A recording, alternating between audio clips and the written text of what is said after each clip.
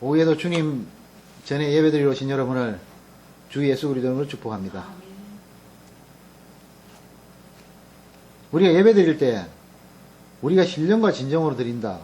물론 마음이 신령과 진정으로 드려져야 합니다. 그러나 육신도 신령과 진정으로 드려져야 돼요. 시간에 맞춰서 오고 준비된 예물을 드리고 뭐든지 준비되어서 하나님 앞에 들어가야 예배가 연락돼야 되지. 하나님을 기다리게 해놓고 물질을 낼 때는 인색함으로, 그거는 하나님께 예배 드리는 것이 아니라 어떤 자기의 시간을 때우기 위해서 온다든지 뭐 이런 것밖에 안 돼요. 우리가 하나님 앞에 예배를 드린다는 것은 하나님 앞에 내가 항복하고 포기한다는 소리예요. 우리가 이렇게 손을 들지 않습니까? 찬양을 볼 때 손을 들 때 이게 뭡니까? 항복하고 하나님을 경외한다는 소리예요. 요새 보니까는 뭐 요래 가지고 찬양 부르는 사람이고 요래 가지고 찬양을 부르는 사람이 있는데 이게 어떻게 항복 표시가 됩니까? 이런 행동에서 벌써 이렇게 나타나요. 주님 앞에 나와가지고 어떻게 살려주시는 데 감사해서 모든 행동도 여건도 환경도 우리가 하나님 앞에 오직하게 그렇게 충성된 마음으로 나가야 되지. 반만 항복하고 반만 항복하는 것도 손들기 힘들어서 요만큼만 항복하고 이게 무슨 항복이에요? 이게 무슨 경배입니까? 우리 앞에 하나님 앞에 찬양할 때는 두 손 높이 들고 찬양하는 것이고 또 항복하는 것이고 그런 거예요. 우리가 전심으로 나가야 돼요. 하여튼 주일 오전이나 오후나 똑같은 예배를 합니다. 주일 오전도 예배라 그러고 주일 오후도 찬양 예배 뭐 하면서 하여튼 예배라는 소리가 들어갑니다. 수요일 날은 기도회, 새벽 기도회 이렇게 하지만 주일 날은 언제나 예배예요. 이 예배를 갖다가 내 기분대로 내가 원하는 시간에 그렇게 와서 드려서는 안 된다는 겁니다. 오늘 목사가 한 번 더 일침을 놓습니다. 다시는 시간적인 것으로 인해서 목사가 이 단에서 말을 하지 않도록 각별히 주의하시기를 주 예수 그리스도로 축복합니다. 아침에 이어서 계속 말씀을 전하겠습니다. 우리가 하나님 나라의 장자입니다. 하나님 나라의 장자라는 말은 하나님 나라의 임무를 다하는 것이에요. 하나님께서 뭐라고 그러십니까? 22절에 보니까 내 장자라 그랬고 23절에 뭐라 그랬습니까? 나를 섬기라 그랬습니다. 그러면은 22절에 하나님께서 장자라는 문제를 주시고 장자가 무엇을 해야 될까를 23절에 설명하고 계신 거예요. 섬기라는 겁니다. 섬겨. 하나님을 섬기는 것이 장자의 마땅한 본분이라고 하나님께서 말씀하시는 거예요. 그럼 하나님을 섬긴다는 것이 무엇입니까? 우리가 예배 전에 나와서 예배 1시간 드리고 나가는 걸로 하나님을 온전하게 섬겼다라고 할 수 있습니까? 일주일은 7일입니다. 7일 동안에 하루 예배 드렸다고 해서 그래서 나머지 날도 전부 다 하기에 어떤 교회 가니까 그러더라고요. 주일 예배만 성수하면은 6일 동안 하나님 지켜주실 거니까 걱정 없다. 물론 다 틀린 소리는 아니지만 또 다 맞는 소리도 아니에요. 우리가 7일 동안 열심히 하나님이 주신 계명대로 살면서 그렇게 하나님을 섬겨야 되는 거예요. 세상을 섬기고 소자를 섬기고 이웃을 섬기고 나보다 역한 자를 섬기고 이런 섬김이 있어야 장자의 임무가 된다는 것입니다. 구약에는 하나님께서 이스라엘을 통해서 세상을 섬기게 하셨는데 그들이 아까 제가 말씀드렸다시피 하루의 예배는 성공했을지 모르지만 6일의 예배는 실패를 했어요. 하나님 앞에 언약궤를 두고 하루의 예배는 안식일 날은 정확하게 지켰는데 나머지는 세상에 나가서 하나님을 증거하지 못했다는 겁니다. 하나님을 증거하지 못했으니까 그들이 하나님을 세상에 섬기는 데는 실패했다는 소리가 나올 수 있는 거예요. 우리가 성경을 보면서 이런 걸 눈으로 보할 수 있어야 돼요. 이렇게 본 우리가 오늘날 신약에 하나님께서 이 교회를 세우러 오셨고 이 교회가 하나님 나라의 장자인데 구약을 주시면 구약의 참고서를 가지고 신약을 살아라는 것인데 구약에 분명히 하나님께서 이스라엘 백성에게 말씀하신 바가 있는데 예배 하루 드리고 신약에서도 막 그렇게 6일 동안은 나맛대로 살아버리는 그건 하나님을 올바르게 섬기는 게 아니에요. 그렇게 섬기는 것은 이스라엘 백성들이 섬기던 그 섬김의 방법이었습니다. 그런데 오늘날 하나님께서 신약교회에 오셔서 섬겨라. 뭐라고 하십니까? 예수님께서 내 이웃을 내 몸과 같이 섬기라 그랬어요. 이게 하나님을 섬기는 방법을 알려 주신 것입니다. 물론 하나님께 영광을 돌리고 이웃을 섬기라. 그것도 하나님을 섬기고 이웃을 섬기라. 이것을 다른 굴레 둔 것이 아니라 두 계명을 같은 비율에 두고 계신다는 겁니다. 그만큼 하나님은 자기 자리에 보좌를 주시기까지 이 세상을 사랑하신다는 거예요. 그래서 이 세상을 섬기는데 그 섬김도 예수님께서 다 말씀하셨지 않았습니까? 과부에 대해서 어떻게 섬겨라, 고아에 대해서 어떻게 섬겨라, 객에 대해서는 어떻게 섬겨라, 응? 또 소자를 어떻게 섬겨라. 섬겨라라고 하고 있어요. 물론 아랫사람이 윗사람을 섬길 수도 있습니다.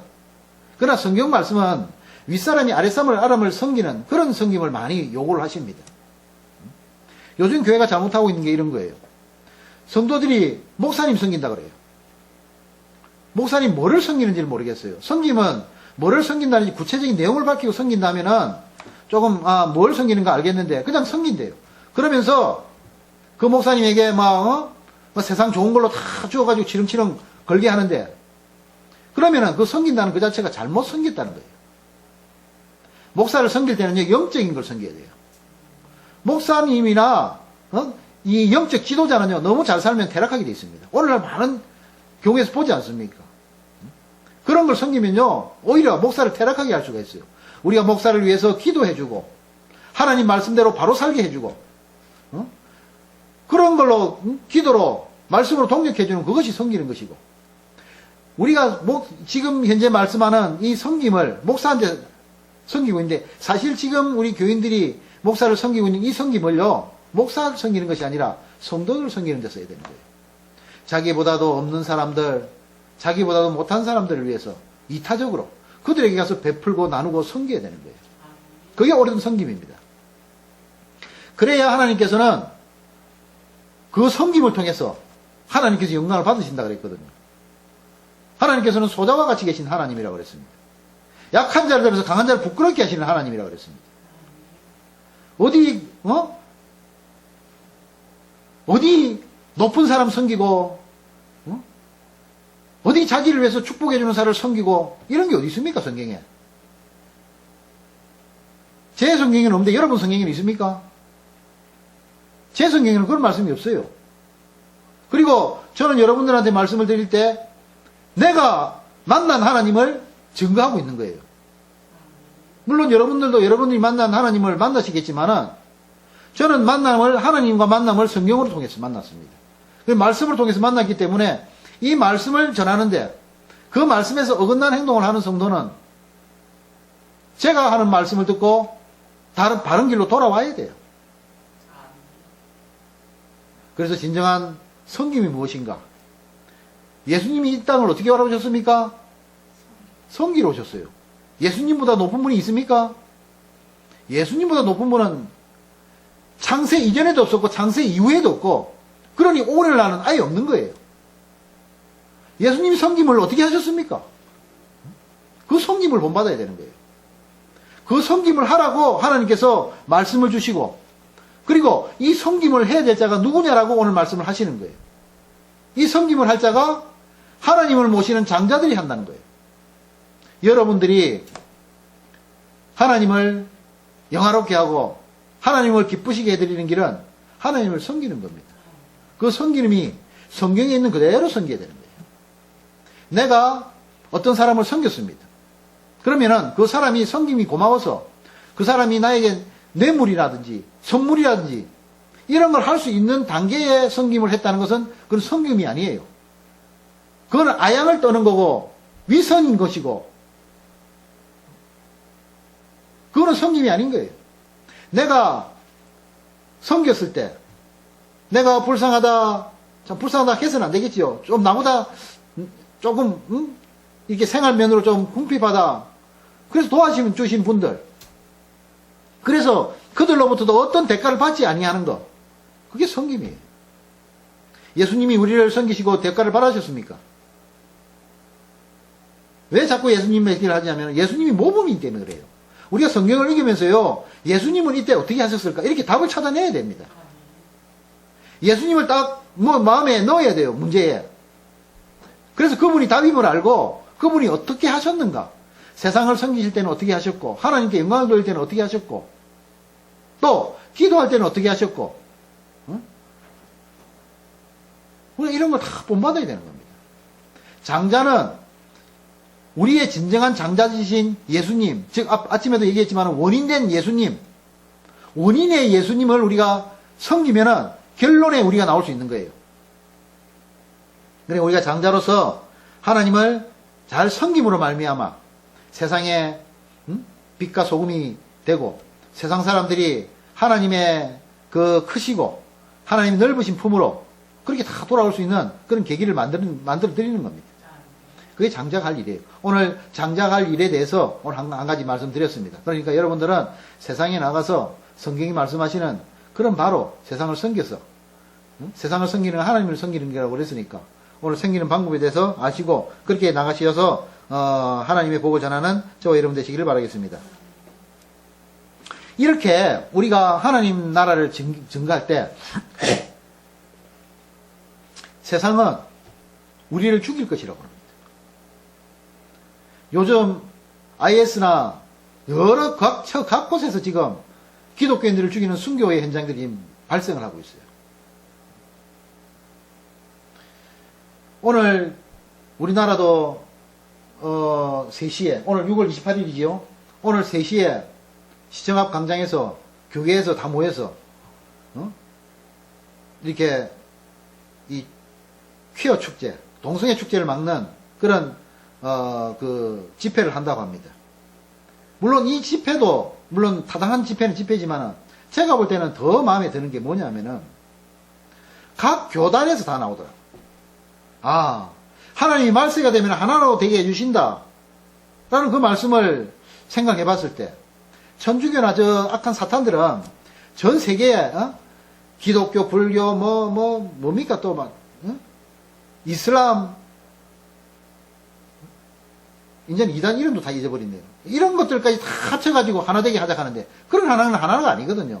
오늘과 같이 예수님을 믿는 자들이 어떤 계기로 인해서 미스바에 하나 딱 모여가지고 그곳에서 집회를 한다는 거는요, 뭐 있습니까? 그들에게 불 내려주시오. 하나님께 그렇게 명령할 겁니까? 그런 집회가 아닌 거예요, 제가 볼 때는. 우리가 모여서 우리의 죄로 인해서 지금 동성애가 이 땅에 만연해졌으니까 우리가 회개 운동합시다. 회개합시다. 미스바에 모여서 회개했던 이스라엘 백성과 같이 좋은 전철을, 그 원인된 전철을 밟고 나가는 우리의 결과물이 될 줄이야 나는 그렇게 생각을 합니다. 그래서 나는 오늘 집회가 참 뜻이 있다고 생각해요. 뜻이 있다고 생각해요. 모인다는 거. 우리가 그리스도를 주로 시인하는 우리가 한 자리에 모여서 그리스도를 위해서 우리가 거룩한 분노를 내는 거, 이건 좋은 일이라고, 좋은 현상이라고 생각합니다. 그래서 저도 아마 평일이었으면 한번 가봤을지 모르겠어요. 그런데 주일이고 특히나 모이는 장소가 남한 끝과 끝 아닙니까? 마산에서 서울까지. 그래서 저는 가보지 못했는데 저는 기도를 하고 있습니다. 그 집회가 해서 어떤 하나님의 강렬하신 뜻이 나타날 수 있도록 하고 그 자리에서 모여서 이 하나님 앞에 하나 되고자 하는 자들이 모여서 기도했을 때 그들 가운데 임하시는 성령님 불의 혀와 같이 그 한 사람 각 사람마다 죄를 태우시고 그래서 거기에서 성령의 부흥운동이 일어날 것이라고 나는 그렇게 기도하고 믿고 있어요. 우리는요 가지는 못해도 이렇게 기도 동력해야 됩니다. 동력하면서 우리가 이 땅에 우리가 폭력을 해서는 안 되겠지만은 우리가 하나님이 계시다는 어떤 거룩한 의무는 나타내야 되는 거예요. 그래서 세상에 하나님이 살아계신다. 하나님의 전능하심 이런 걸 세상에 나타내야 돼요. 사탄이 아무리 이 세상을 자기 것이라고 주장하면서 하나님을 대적하는데 그것이 그냥 그대로 하나님 허락하시마 해서 흘러가는 물같이 흘러가는 거니까 그 물 막을 수가 있느냐? 하나님도 허락하셨는데 그렇게 생각하면 큰 신앙인이 아니에요. 아버지가 세상의 아버지가 어떻게 위험한 그런 자리에 가는데 꼭 가야 될 일이지만은 가야 될 일이라서 가는데 그렇다고 자식이 그대로 내버려 둘 겁니까? 우리는 우리의 본분이라는 게 있어요. 하나님의 하시고자 하는 전능하신 능력의 사역이 계시고 우리는 우리에게 맡겨진 본분의 사역이 있어요. 분명히 말씀드리는 것은 우리의 잘못으로 인해서 이 땅에 동성애가 들어온 겁니다. 우리 기독교인들이 똑바로 살지 못함으로 말미암아 제약이 들어온 거예요. 여러분, 그래서 저는 창세기 말씀을 계속 잘 보라고 그러는데 창세기 이런 말씀이 다 담겨 있어요. 특히나 1장에서 11장 사이에 보면은요, 놀라운 기적의 하나님의 말씀이 다 담겨 있어요. 우리의 죄로 인해서 이 땅에 일어나는 일들이에요. 우리의 죄로 인해서 하나님께서 사탄에게 허락해 줄 수밖에 없는 그런 입장에 있는 그런 죄악들이란 말입니다. 그러면 이 죄가 누구 때문에 일어났다고? 저와 여러분 때문에 일어난 거예요. 일어났으면 어떻게 됩니까? 그냥 죽어야 됩니까?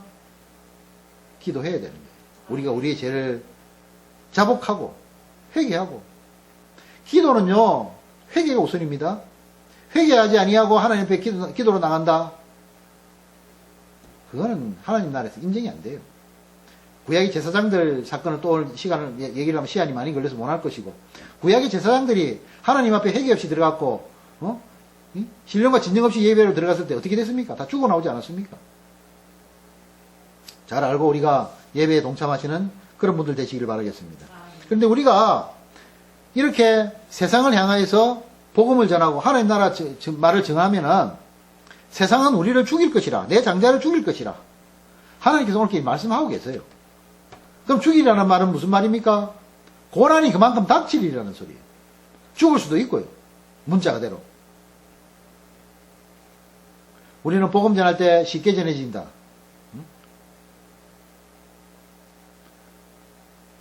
하나님, 오늘 어디 가서 복음을 전하는데 너무 핍박이 심합니다. 주여, 이게 어떻게 된 일입니까? 그거는 내 복음을 전하러 가서 하는 넋두리가 아니라 내가 어떤 하나님 앞에 자랑거리 삼으려고 세상 사람들한테 나도 복음 전했다 하고 교회 들어 자랑하려고 나가면서 그렇게 하다가 욕을 하니까 실족해서 들어오는 것이지. 실질적인 복음을 전하기 위해서 나갔을 때는요, 고난과 핍박과 박해가 있어야 되는 것이 사실인 거예요. 이런 고난과 핍박을 이겨내지 않으려고 한다면요, 그건 복음이 안 전해집니다. 이 영적 싸움입니다. 이게 싸움이. 전쟁터에 나가서 전쟁을 하는 군인들이 총알 안 맞으려고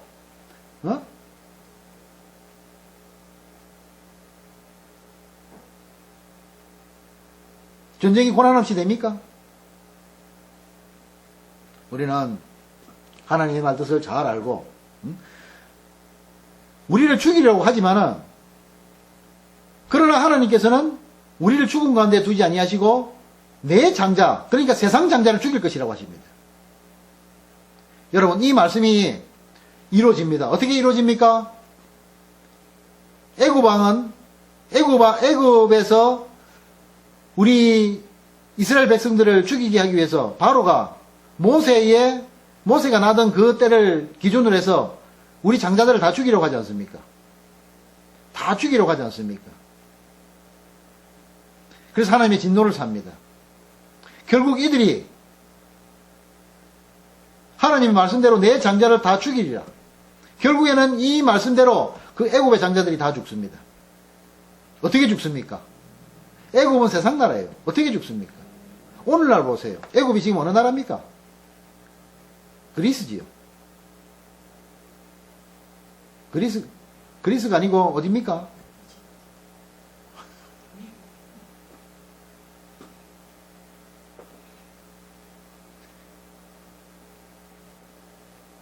애굽이 있던 지역에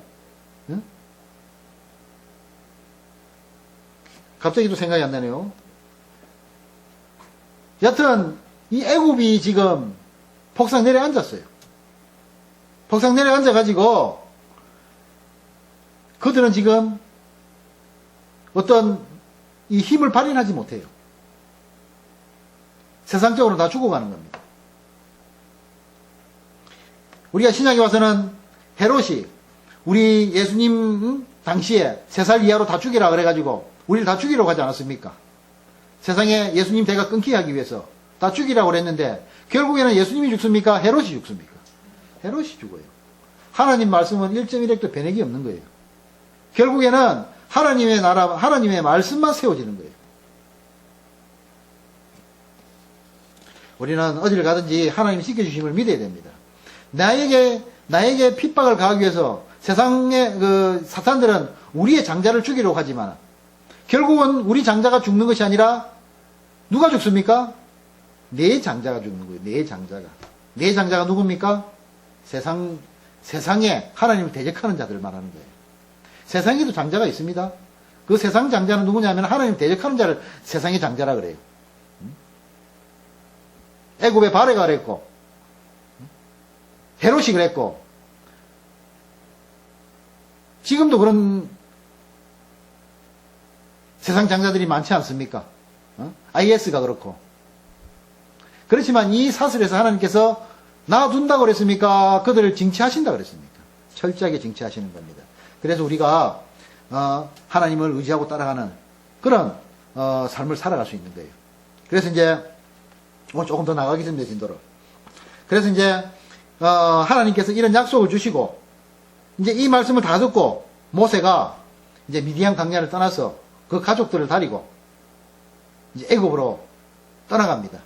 떠나가는 길에 모세가 길을 가다가 숙소를 만났을 때에 그래서 이제 이 숙소에서 이제 하룻밤 이제 지내가기로 하고 이제 가는데 여러분 보세요. 모세가 지금 가는 가족이 누굽니까? 아직 뒷말을 안 봐서 모르겠습니까? 쭉 다 읽어볼까요? 그러면은 25절 보니까 십보라가 돌칼을 가져다가 그의 아들의 표피를 베어 그의 발아 갖다 대매 이르되 당신은 참으로 내게 피난편이로다 하니 여호와께서 그를 놓아주시니라. 그때 십보라가 피난편이라 하면 할례 때문이었더라. 지금 이 말씀에 안에 있는 인원들이 누굽니까? 이 가족들이거든요. 이 누굽니까? 모세와 모세 아내와 또 누구 있습니까? 자식들이 있지 않습니까? 이게 가족이에요. 이게 가족이에요. 오늘 우리 기독교에서는 보니까는 대체적으로 공무원들이 많이 내려왔더라고요. 내려와가지고 오늘 동성애에 관한 설교를 하라 이렇게 했더라고요. 저는 이제 그 공문을 못 봤어요. 못 봐서 어떤 식으로 설교하라 했는지 모르겠지만 오늘 저는 이 말씀을 보면서 이 안에서 오늘 설교가 나오겠구나라고 생각을 해봤어요. 여러분, 가족의 개념이 뭡니까? 다시 한번 묻겠습니다. 가족의 개념이 뭡니까? 가족의 개념이 뭐예요? 금방 말했잖아요. 금방. 남편과 아내와 그 자식들이 가족 아닙니까? 아닙니까? 그게 가족이에요. 남자와 남자와 여자와 여자가 어디에 한 애를 입양받아가지고 가면은 그게 부부가 가족이 됩니까? 성경은 그렇지 않잖아요. 동성애가 가족이라는 개념을 성경에서는 절대로 세운 데가 없습니다. 오늘 말씀 봐도 그래요. 오늘 말씀을 또 보면은 미디안 강야에서 모세가 이 한 가족을 이끌고 새 하나님의 나라를 세우기 위해서 갈 때 갔던 동행하는 민족의 가족의 부류가 있거든. 이만큼 동성애는 하나님의 뜻을 반하는 거예요. 그래가지고 남자와 남자가 결혼을 해가지고 그래 같이 사니까는 자식이 없을 수밖에요. 거기서 자식이 난다면 그건 참 희한하지요. 자식이 없지요. 그러니까 개를 안아요. 고양이를 안아요. 어떤 사람은 원숭이도 안을 수 있고 어떤 사람은 뱀, 거북이 이런 것도 안는 사람이 있는데 그걸 자식이라 치는 거예요. 내 자식 그러고. 특히나 요새 그거 보면은 참 이 말조심들 많이 해야 되겠는데 개새끼 보고 내 새끼라 그래요. 사람이 어찌 개를 낳을 수 있습니까? 아이고 내 새끼야. 가족의 개념이 희미해져가는 것 같아요. 가족의 개념은 그런 게 아니거든요.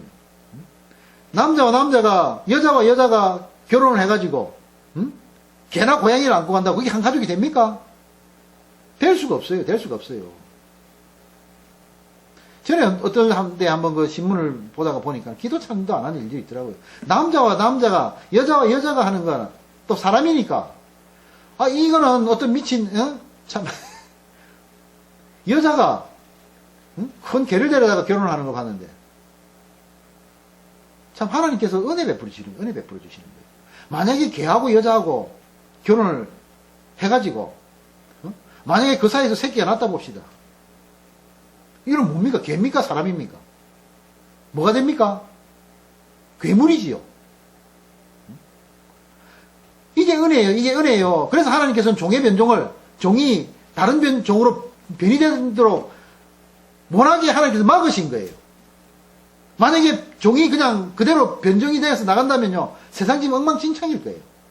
개가 사람을 낳고 사람이 개를 낳고 엉망진창일 거예요. 그런데 하나님께서는 딱 잘라놓으셨어요.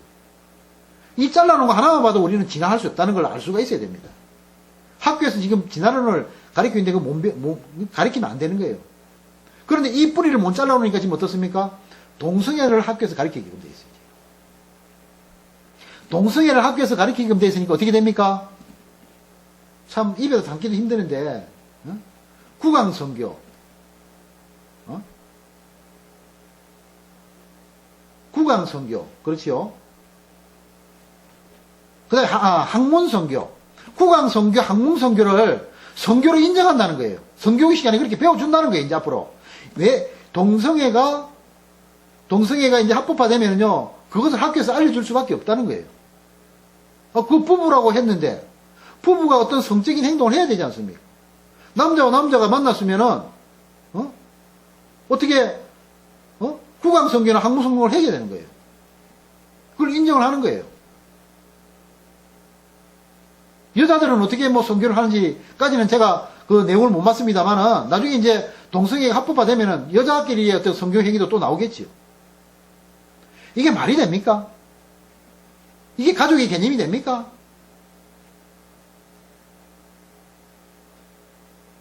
다시 한번 말씀드립니다.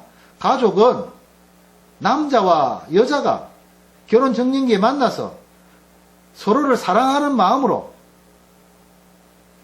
하나님을 모신 가정에서 서로 그렇게 육체적인 결합이 있어서, 그래서 그 사이에서 어떠한 자식이 나든지, 남자가 나든지 여자가 나든지, 조금 못한 사람이 나든지, 어떠한 상황에서 나든지,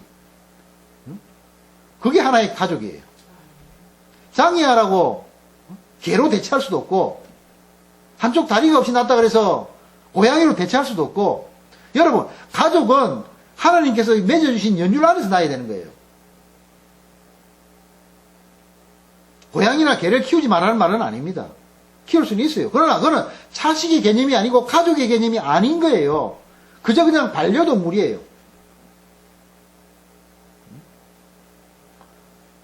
어떻게 보면은 그것도 조금 성경적이지 않은 것 같기도 해요. 왜냐면은 조금 외로울 때마다 하나님 전에 와서 기도하면 되지. 어떻게 보면은 반려동물, 요즘 하도 이렇게 뭐 사람들 사이에 왕래가 없다 보니까 그렇는데 좀 그래요. 사실 고양이는요, 쥐를 잡는데 써야 되고, 개는 집 지키는데 쓰는 거예요. 그렇게 하라고 하나님께서 만들어 놓은 것이지, 그걸 가족 개념화 해가지고 자식 개념화라고 만들어 놓은 것이 아니거든요. 그러니까 여러분, 우리가 가족이 어떻게 형성되어야 된다는가? 오늘 이 말씀을 참 진짜 이거는 누구든지 알고 있는 보편 진리적인 말인데도 이 진리가 지금 이 세상이랑 안 통하기 때문에 제가 말씀드리는 겁니다. 앞으로라도 한 10년 뒤에는 제가 이 말씀드린 이게 어떻게 보면 이제 손가락질 받을 수 있는 이론이 될 수가 있어요. 그러나 여러분들은 이 말씀을 받아야 됩니다. 받고 언제라도 이것은 진리이기 때문에 진리는 불변하면 안 됩니다. 진리는 불변하면 안 돼요. 세상 진리는 진리가 아니기 때문에 언제든지 바뀌고 흔들립니다. 그러나 하나님 안에서의 진리는 흔들리고 바뀔 수가 없어요. 우리가 진리로 삼는 분이 누구십니까? 예수님 아닙니까? 그리고 예수님의 그 말씀을 우리가 진리로 삼고 살지 않습니까? 말씀은 변액됨이 없어요. 이 말씀대로 우리가 가족의 개념을 정확하게 세우고, 학문선교, 국왕선교 이런 건 선교가 아닙니다. 그거는 음행이에요, 음행. 음행과 선을 구분할 줄 모르면 안 되는 거예요. 그래서 그리고 뭐 무수한 일들이 많겠지요. 남자와 남자가 하면은 뭐 에이즈도 나올 것이고 매독도 나올 것이고 많은 병균이 나오겠지요. 지금 창궐하는 병들이 다 그렇게 동성애 때문에 나오는 병들이라고 그럽니다. 그러면은 그것이 깨끗하고 좋은 것 같으면 왜 병이 돕니까? 병이 돌아야 될 이유가 없지 않습니까? 병이 돈다는 것은 하나님 뜻이 아니라는 거예요. 내 호르몬의 변화로 인해서 내가 남자에게 조금 끌리는, 남자인데 남자 좀 끌릴 수 있는 그런 것이 있을 수가 있다고 치면은, 그거는 병원에 가서 치료받으면 되는 겁니다. 그건 병이에요, 일종의. 일단 호르몬의 어떤 부작용의 병이에요. 이런 것은 병원을 채워주신 것도 하나님이에요. 기도해서 하나님께 고쳐주실 병도 있지만 병원에 가서 고쳐야 될 병들이 많습니다, 사실은. 우리가 하나님 앞에 기도함으로 고칠 수 있는 병은 내가 영적으로 잘못 저지른 그런 죄들입니다. 그러나 내가 육체적으로 잘못 저지른 이 병이 생긴 거는요, 병원에 가서 고칠 수가 있어요. 내가 담배를 많이 피웁니다. 그래서 폐암이 걸렸어요. 그러면은 이 폐암 걸렸다고 해서 하나님 살려주십시오 하고 하나님 앞에 가는 것이 아니고, 이 병은 내가 담배를 피움으로써 이래서 걸린 병이니까 병원에 가서 고치는 거예요. 병원에 가서. 그 대신에 영적으로 하나님 앞에 잘못했습니다 하고 병원에 갔으면요, 그렇게 고치는 병들이에요. 그런 병들이 무수히 많습니다. 술을 많이 먹어서 간장이 상했다든지 이러면 술을 끊고 병원에 가서 치료를 해야 되고, 또 술을 먹었으니 하나님 죄송합니다.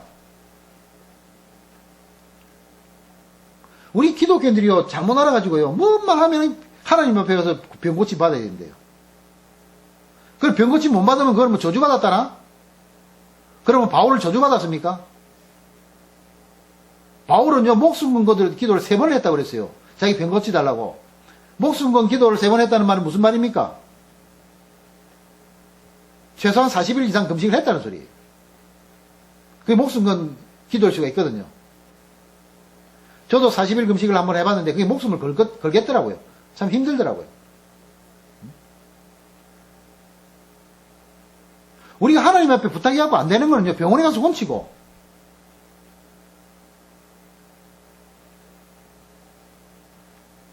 하나님의 뜻을 너무 그렇게 편협하게 탁 내 마음에 가두어가지고 그렇게 변기하면 안 되는 거예요. 이 세상 하나님이 만드신 겁니다.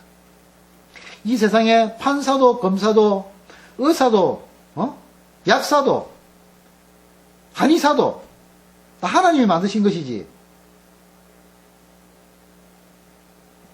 우리가 너무 기복적인 신앙 안 하고 너무 하나님 앞에 신비적인 신앙을 안 하고, 내 죄로 인한 거는 내가 그 죄의 뿌리를 찾으면 나옵니다. 그래서 그 뿌리를 찾았을 때, 아, 이래서 병이 걸렸구나, 거기에 맞는 합당한 데 가서 고치면 돼요. 특 하나님 앞에 기도는 해야 되겠죠. 그죠? 그래서 이제 이 가족이 이제 조금 시간이 지났지만은 오늘 말씀을 조금 더 맺고 마치도록 하겠습니다. 그래서 이제 이 가족이, 하나님께서 이 가족이라는 것을 이제 허락하시고 이제 애굽으로 갑니다. 애굽으로 가는데 숙소에서 만났는데 하나님께서 이 시로가 하는데 하나님께서 모세를 죽이려고 하십니다. 모세를 죽이는 이유가 오늘 26절에 보니까는 답이 나와 있지요. 할례 때문에 그러라고 하지 않습니까? 할례 때문이라고 그래요. 모세가요, 참 이 마음이 굉장히 여린 사람 같아요. 모세가 남자다운 면은 있습니다. 불의를 보고 못 참는 건 있어요. 근데 하나님께서 모세에게 뭐라고 그러셨습니까?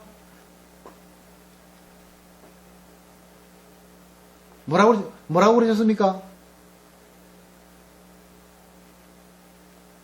오남이 이 땅에서 성하다 그러지 않습니까? 온화한 자인데, 그러니까 이 이방 땅에 살면서 이 십보라가 보면요, 성격이 굉장히 좀 이렇게 표독한 것 같아요.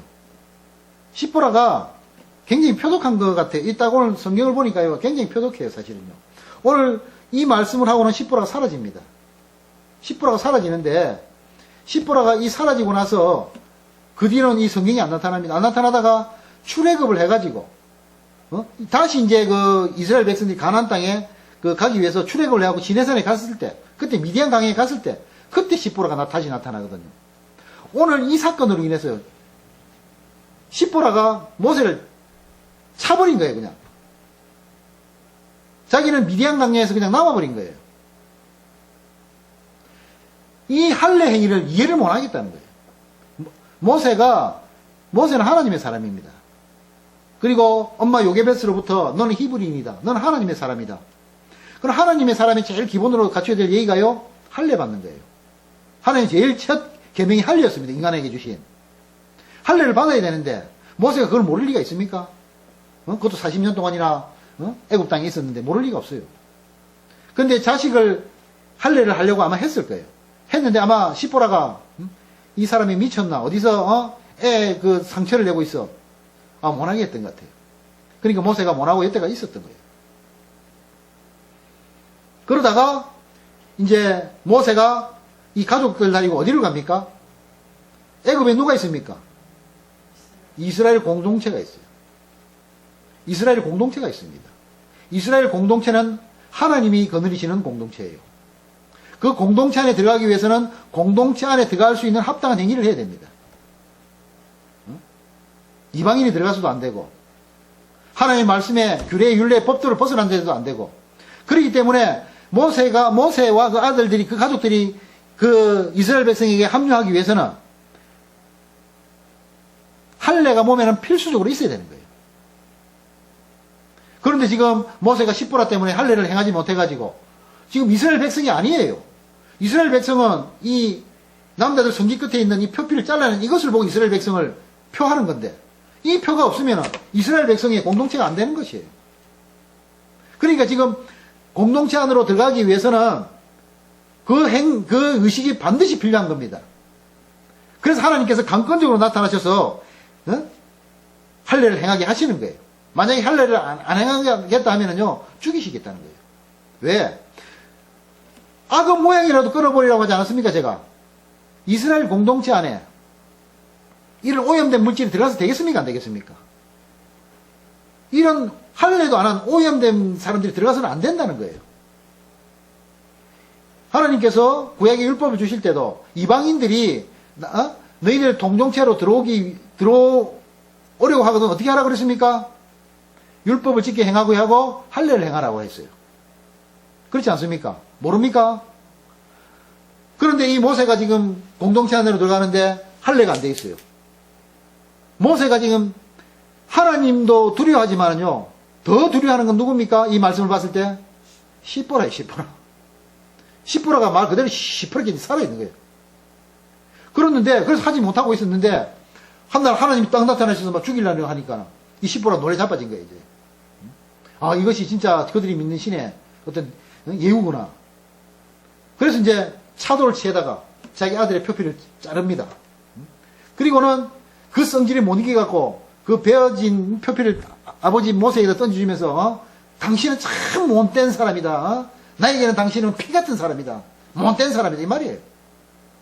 그래놓고 자기 성질이 못 이겨서 지금 자기 집으로 돌아가 버려야죠.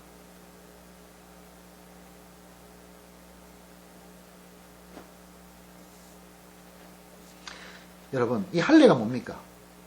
십부라는 그렇다 치고 우리 할례를 다시 한번 얘기해 봅시다. 할례가 뭡니까? 하나님과 나와의 언약 관계예요. 백성이라는 표시입니다. 지금은 이제 할례를 위생적인 측면에서 하지, 이제 할례가 하나님과의 관계에서 하는 것이 아니기 때문에 지금은 그런 게 이제 없지만은, 그러면 오늘날 신약으로 봅시다. 여러분, 교회 생활을 6개월이고 7개월 하고 나면은 세례를 베풀게 되어 있습니다. 그런데 교회에서 세례를 베풉니다 했을 때 세례 안 받으랍니다. 그럼 뭐가 됩니까? 교회 일원이 됩니까, 안 됩니까? 할례가 그거예요. 구약은 행위의 법입니다. 신약은 믿음의 법이고요. 8일 만에 할례를 받아야 돼요. 오늘 신약으로 치면 6개월 만에 세례를 받아야 된다는 거예요. 이해하시겠습니까? 그래서 8일 만에 할례를 행할 때 이 할례 행위에 들어와야 내가 하나님하고의 관계에서 내가 언약의 백성이구나 라는 표시를 하는 거예요. 오늘날 신약의 교회에 들어와가지고 세례를 안 받겠다. 그럼 똑같은 거예요. 그러니까 이 할례가 얼마나 중요한 겁니까? 저와 여러분은 할례 백성이에요. 구약의 할례는 몸에 받는 거지만 신약의 할례는 마음에 받는다고 그랬습니다. 그러니까 여러분 지금 마음 안에 지금 하나님과 할례가 돼 있어야 돼요. 우리가 예배당에 와가지고 6개월 지나면은 세례를 받습니다만은 이것도 보면은 남한테 보이기 위한 할례입니다. 그런데 실질적인 할례는 뭡니까? 실질적인 세례는 뭡니까? 성령 세례, 성령 세례. 성령 세례를 받아야 돼요. 이 성령 세례가 할례예요, 오늘날. 정확하게 말하면 그렇습니다. 육신적으로 남의 눈에 보이게 하기 위해서 우리가 결혼식 할 때 남에게 나타내기 위해서 결혼하여서 내가 이 사람과 살겠습니다 하고 결혼해가지고 주례를 앞에서 선포하는 행위가 우리가 물세례된다고 치면은 그 남자와 여자가 가슴속 깊이 내가 사랑하면서 살겠습니다 라고 서로 마음을 찌릿찌릿하게 교환하는 그것이 진정한 결혼식이고 진정한 세례듯이 우리가 하나님 앞에 영원하게 하나님 바로 나가서 우리가 하나님하고 바로 살겠습니다 하는 약속이 뭐냐? 성령 세례라는 거예요. 우리는 할례를 받되 마음판에 받아야 됩니다. 이 마음판에 할례를 받고 그래서 하나님과 한 백성이 되어서 그렇게 살아가야 됩니다. 한마디만 더 하겠습니다. 그래서 이제 십보라를 보면은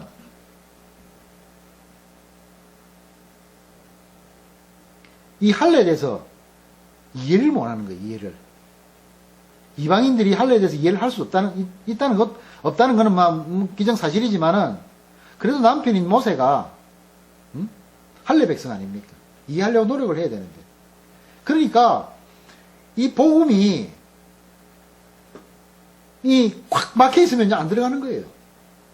구약에는 할례가 최고의 복음이었습니다, 사실은. 모세하고 살고 있는 이 십보라가 이 복음을 자기가 마음문을 안 열면은요, 하나님이 모세 아내가 아니라 더 많은 사람이라도 들어갈 수가 없는 게 우리가 마음문을 우리가 믿는 자라고 하면서도 껍데기만 믿는데 마음으로 안 믿는 사람들이 있어요. 그건 오리지널 할례 받은 자가 아닙니다. 그도 십보라 같이 이방인이에요.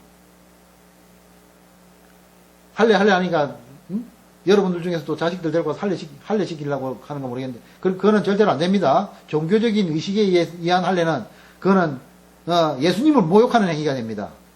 여러분 구약과 신약을 잘 구별해야 됩니다. 청결의 의미에서 하는 거는 이해를 합니다만은 종교적인 의식을 행하면요 예수님이 그거 들어가실 수가 없어요. 우리는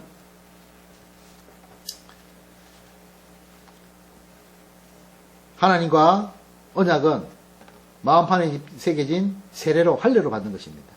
그래서 하나님과 영원한 가족관계를 성립하면서 그렇게 살아가야 되는 거예요.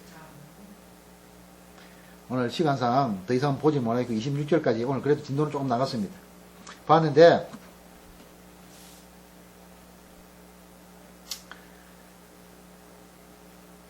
예수님이 십자가상에서 우리에게 피를 흘리셨어요. 피 없는 사제가 있습니까? 없습니까? 피 없는 사제가 없어요. 이스라엘에서 남자는 누구를 대표한다 그랬습니까? 장자를 대표해요. 남자는 장자를 대표해요. 그러면은 이 장자가 이 가정을 꾸리기 위해서는 뭐가 필요합니까? 피가 필요해요. 피가. 제일 자기에게 귀중한 부분에 그리고 하나님과 언약 관계가 있는 그곳에 피가 필요한 거예요.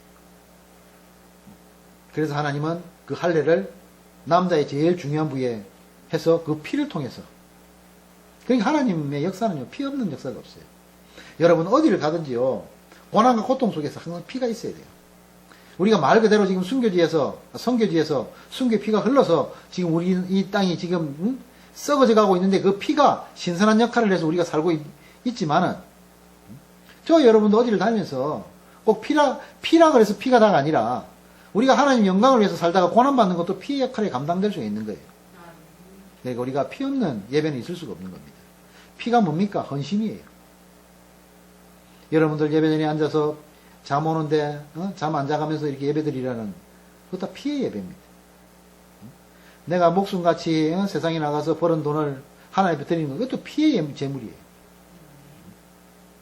우리가 새벽 재단에 나와가지고 1시간에 2시간이고 주여 하고 엎드려서 부르짖는 그것도 시간의 피의 예배라는 거예요. 기도해라는 거예요. 피 없는 예배는 없어요. 할례도 피해가 있어요. 세례도 피가 있어요. 우리는 하나님 앞에 나갈 때 항상 정결함으로, 거룩함으로, 그리고 하나님께서 이 땅을 정하게 하시기 위한 고귀한 피로서 그렇게 나가야 되는 겁니다. 그래서 하나님 앞에 영광을 돌리고, 그래서 하나님께서 이 땅에 이루고자 하시는 일을 이 장자들, 즉 오늘날 저와 여러분들이, 교회 다니는 저와 여러분들이 이루어 드려야 되는 것이에요. 오늘도 이 할례를 여러분 가슴속에 한 번 더 새기고 가세요. 새기고 하나님과의 한 번 더의 언약을, 관계를 회복하고, 그래서 이제 또 세상에 나가서 피의 제사, 찬미의 제사, 거룩의 제사, 혹여 의분의 제사까지 그렇게 드리심으로 말미암아 하나님을 영화롭게 드리는 저와 여러분 되시기를 우리 구주 예수 그리스도의 이름으로 축복합니다.